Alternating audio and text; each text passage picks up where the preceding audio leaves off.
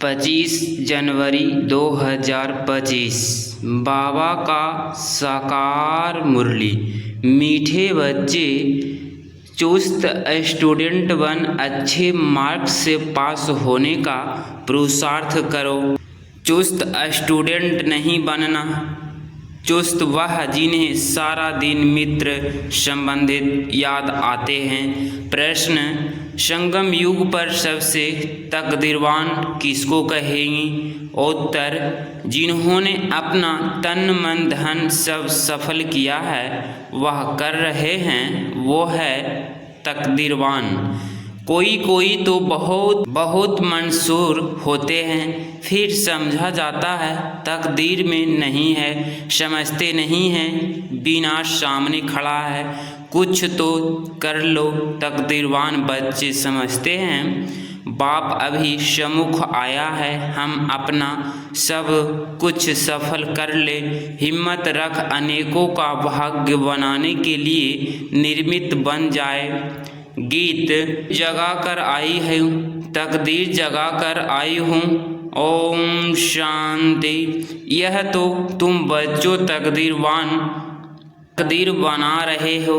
गीता में श्री कृष्ण का नाम डाल दिया है और कहते हैं भगवानुवाच, मैं तुमको राजयोग सिखाता हूँ। अब कृष्ण भगवानुवाच तो है नहीं, यह श्री कृष्ण तो एम ऑब्जेक्ट है। फिर शिव भगवानुवाच की मैं तुमको राजाओं का राजा बनाता हूँ, तो पहले जरूर प्रिंस कृष्ण बनेंगे, बाकी कृष्ण भगवानुवाच नहीं है। कृष्ण तो तुम बच्चों की एम ऑब्जेक्ट है, यह पाठशाला है, भगवान पढ़ाते हैं, तुम सब प्रिंसेस बनते हो। बाप कहते हैं बहुत जन्मों के अंत में मैं तुमको यह ज्ञान सुनाता हूँ। फिर सो श्री कृष्ण बनने लिए इस पाठशाला का टीचर शिव बाबा है, श्री कृष्ण नहीं। शिव बाबा ही दैवी धर्म की स्थापना करते हैं। तुम बच्चे कहते हो हम आए हैं तकदीर बनाने, आत्मा जानती है हम परम पिता परमात्मा से अब तकदीर बनाने आए हैं। यह है प्रिंसेस बनने की तकदीर, राजयोग है ना। शिव बाबा द्वारा पहले स्वर्ग के 2 पत्ते राधे कृष्ण निकालते हैं। यह जो चित्र बनाया है यह ठीक है, समझाने के लिए अच्छा है। गीता के ज्ञान से ही तकदीर बनती है, तकदीर जगी थी सो फिर फूट गई। बहुत जन्मों के अंत में तुम एकदम तमोप्रधान बेगर बन गए हो, अब फिर प्रिंस बनना है। पहले तो जरूर राधे कृष्ण ही बनेंगे, फिर उन्हें ही की भी राजधानी चलती है। सिर्फ एक तो नहीं होगा ना, स्वयंवर बाद राधे कृष्ण सो फिर लक्ष्मी नारायण बनते हैं। कृष्ण नर से प्रिंस वह नारायण बनना एक ही बात है। तुम बच्चे जानते हो यह लक्ष्मी नारायण स्वर्ग के मालिक थे, जरूर संगम पर ही स्थापना हुई होगी, इसीलिए संगम युग को पुरुषोत्तम युग कहा जाता है। आदि सनातन देवी देवता धर्म की स्थापना होती है, बाकी और सब धर्म विनाश हो जाएंगे। सतयुग में बराबर एक ही धर्म था, वह हिस्ट्री ज्योग्राफी जरूर फिर से रिपीट होनी है। फिर से स्वर्ग की स्थापना होगी जिसमें लक्ष्मी नारायण का राज्य था, पाकिस्तान था, अभी तो कर्गिस्तान है। सब काम चिता पर बैठ भस्म हो जाएंगे। सतयुग में तुम महल आदि बनाएंगे, ऐसे नहीं कि नीचे से कोई सोने की द्वारिका व लंका निकल आएगी। द्वारिका हो सकती है, लंका तो नहीं होगी। गोल्डन एज कहा जाता है राम राज्य को, सच्चा सोना जो था वो सब लुट गया। तुम समझते हो भारत कितना धनवान था, अभी तो कंगाल है। कंगाल अक्षर लिखना कोई बुरी बात नहीं है, तुम समझा सकते हो। सतयुग में एक ही धर्म था, वहाँ तो कोई धर्म नहीं और कोई धर्म हो नहीं सकता। कई कहते हैं यह कैसे हो सकता, क्या सिर्फ देवताएं ही होंगी? अनेक मतांतर है, एक न मिले दूसरे कितना वंडर है, कितने एक्टर्स हैं। अभी स्वर्ग की स्थापना हो रही है, हम स्वर्गवासी बनते हैं। यह याद रहे तो सदा हर्षित मुख रहेंगे। तुम बच्चों को बहुत खुशी होनी चाहिए। तुम्हारी ये ऑब्जेक्ट तो उच्च है ना। हम मनुष्य से देवता स्वर्गवासी बनते हैं। यह भी तुम ब्राह्मण ही जानते हो कि स्वर्ग की स्थापना हो रही है। यह भी श्वेत याद रहना चाहिए, परंतु माया घड़ी घड़ी भुला देती है। तकदीर में नहीं है तो सुधारते नहीं। झूठ बोलने की आदत आधा कल्प से पड़ी हुई है, वह निकलती नहीं। झूठ को भी खजाना समझ रखते हैं, छोड़ते ही नहीं तो समझा जाता है। इनकी तकदीर ऐसी है, बाप को याद नहीं करते। याद भी तब रहे जब पूरा ममत्व निकाल जाए। सारे दुनिया से वैराग्य, मित्र संबंधियों आदि को देखते हुए जैसे देखते ही नहीं, जानते हैं यह सब नरकवासी कब्रिस्तान है, यह सब खत्म हो जाने हैं। अब हमको वापिस घर जाना है, इसीलिए सुखधाम शांति धाम को ही याद करते हैं। हम कल स्वर्गवासी थे, राज्य करते थे, वह गवा दिया है। फिर हम राज्य लेते हैं। बच्चे समझते हैं भक्ति मार्ग में कितना माथा टेकना, पैसे बर्बाद करना होता है। चिल्लाते ही रहते, मिलता कुछ भी नहीं। आत्मा पुकारती है, बाबा आओ सुख धाम ले चलो। सो भी जब अंत में बहुत दुख होता है तब याद करते हैं। तुम देखते हो अभी यह पुरानी दुनिया खत्म होनी है। अभी हमारा यह अंतिम जन्म है, इसमें हमको सारी नॉलेज मिली है। नॉलेज पूरी धारण करनी है। अर्थक्वेक आदि अचानक होती है ना। हिंदुस्तान पाकिस्तान के पार्टीशन में कितने मरे होंगे। तुम बच्चों को शुरू से लेकर अंत तक सब मालूम पड़ा है।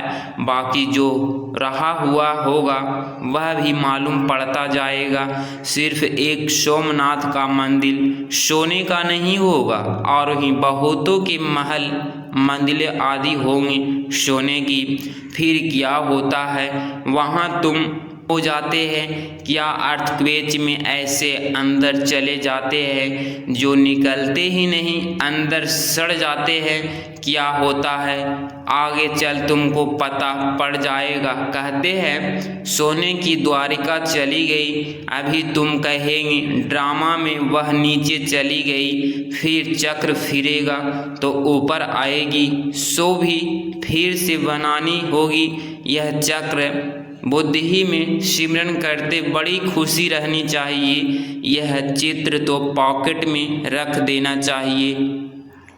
यह बैज बहुत सर्विस लायक है, परंतु इतनी सर्विस कोई करते नहीं है। तुम बच्चे ट्रेन में भी बहुत सर्विस कर सकते हो, परंतु कोई भी कभी समाचार लिखते नहीं है कि ट्रेन में क्या सर्विस की। में भी सर्विस हो सकती है। जिन्होंने कल्प पहले समझा है, जो मनुष्य से देवता बने हैं वही समझेंगे।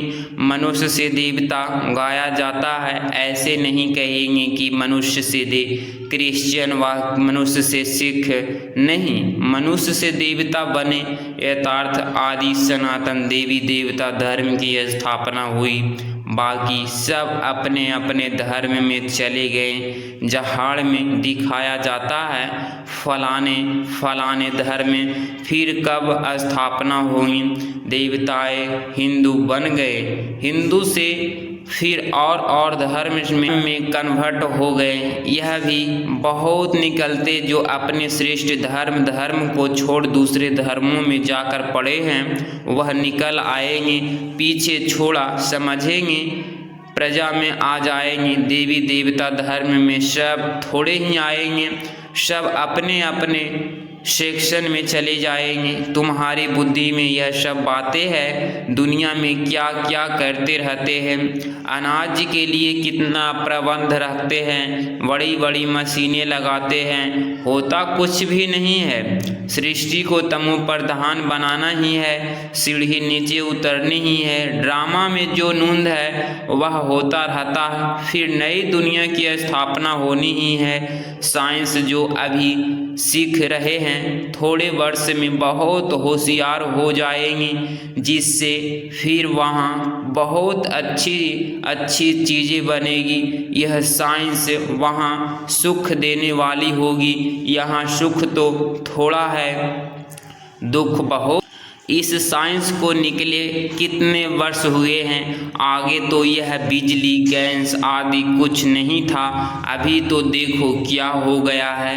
वहाँ तो फिर सीखे सिखाएं चलेंगे, जल्दी जल्दी काम होता जाएगा। यहाँ भी देखो मकान कैसे बनते हैं, सब कुछ रेडी रहता है, कितने मंजिल बनाते हैं। वहाँ ऐसे नहीं होगा, वहाँ तो सबको अपनी अपनी खेती होती है, टैक्स आदि कुछ नहीं पड़ेगा।